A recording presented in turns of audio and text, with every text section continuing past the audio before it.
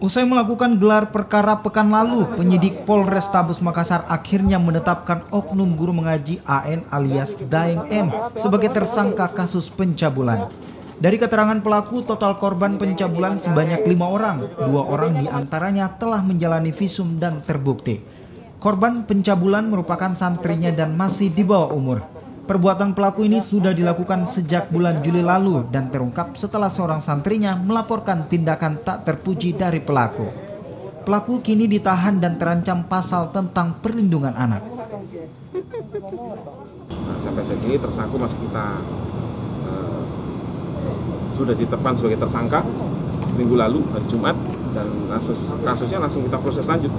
Modusnya ya pada saat dia belajar mengaji ya diraba-raba. Terus kemudian di tangannya dari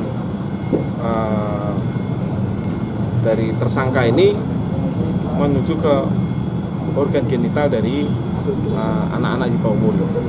Itu perbuatannya sudah berapa lama komandan dia lakukan? Ya semenjak sekitar bulan Juli itu. Pokoknya dia begitu ada pelajaran yang dia sukai, duduk di sampingnya, dia langsung melakukan perbuatan yang tidak senonoh.